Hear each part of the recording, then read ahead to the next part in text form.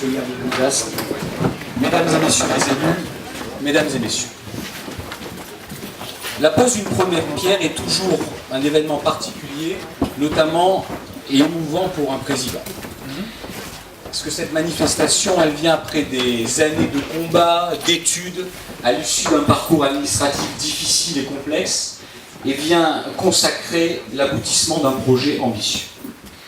Je suis un président comblé puisque le 10 avril dernier, monsieur le député, j'étais avec votre ami Jean-Pierre Mascarelli à Sophia Antipolis pour déjà poser la première pierre d'un IME et d'un complexe magnifique dans le monde de l'entreprise à Sophia. C'était déjà un événement majeur. Aujourd'hui, nous changeons de vallée. Nous sommes dans votre vallée, Tujade, où vous nous accueillez déjà depuis de nombreuses années, et avec qui, avec vous, on a un partenariat privilégié, notamment pour les activités de notre association. Ce maillage dans le département est très important dans le territoire parce qu'il met en valeur les interventions de notre association. J'en dirai deux mots tout à l'heure. La DSEA, on la connaît, 1945, déclarée en préfecture, agréée par l'État et les collectivités territoriales. Elle figure dans le département comme un des partenaires les plus anciens dans le monde associatif des pouvoirs publics par ses délégations de mission d'intérêt général. Elle a un objectif à caractère exclusif d'assistance et de bienfaisance. Dans notre département, dans votre département, monsieur le député, c'est 22 établissements et services spécialisés dans l'accueil et l'accompagnement et la prise en charge de jeunes enfants, d'adolescents, d'adultes souffrant d'un handicap mental, de troubles psychiques ou en grande difficulté sociale. Ces actions s'effectuent sous la compétence de deux principales autorités, on les connaît, le Conseil général, qui autorise et surtout qui finance également, et l'ARS, l'Agence régionale de santé, dont le financement est assuré par l'assurance maladie.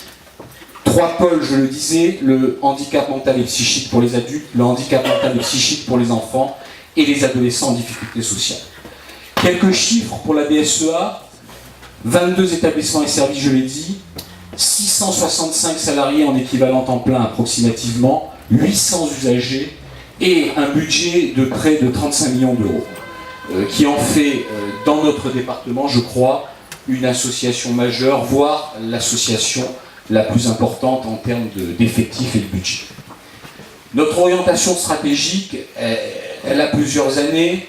C'est une identité, une culture commune, un projet associatif qui a pour fondement une éthique de conviction, de responsabilité, des valeurs, une transparence, une compétence, mais surtout, et je le dis à chaque réunion comme celle-ci, le professionnalisme salarié de nos personnels et leurs compétences.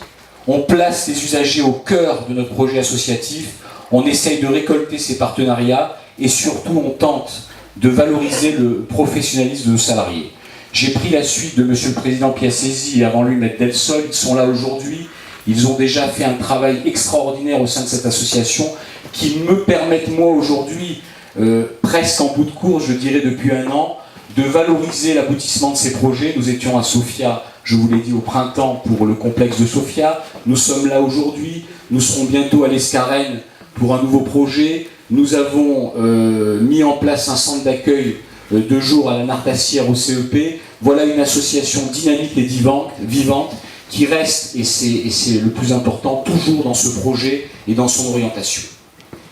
Plus particulièrement pour le complexe EPI, qui traite de nos adultes handicap mental avec deux interventions majeures.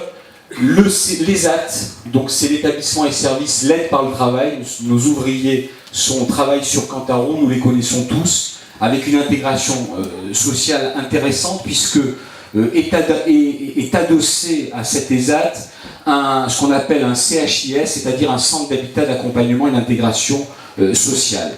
Ces personnes sont toutes reconnues, elles ont à 80% plus de 40 ans, elles sont toutes reconnues travailleurs handicapés, bien entendu, par la NDPH, et elles sont aux ESAT et au complexe EPI.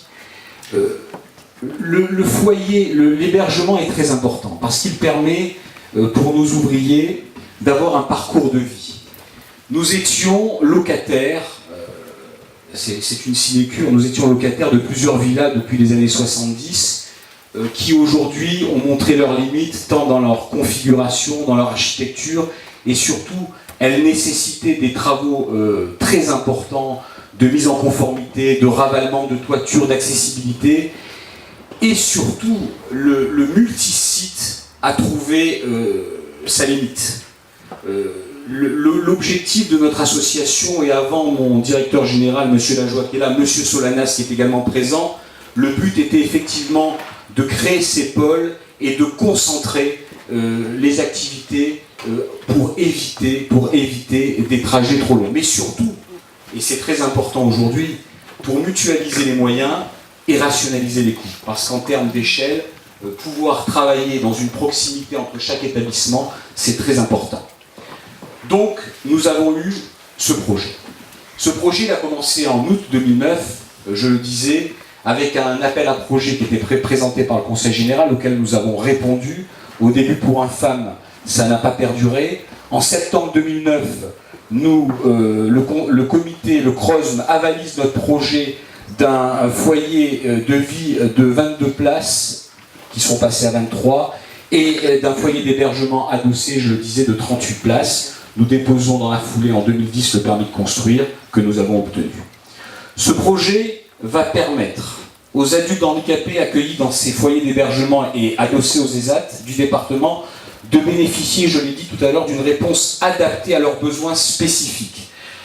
L'établissement va pouvoir désormais, sous la houlette de M. Toussaint, qui est son directeur, leur permettre d'avoir un véritable parcours de vie.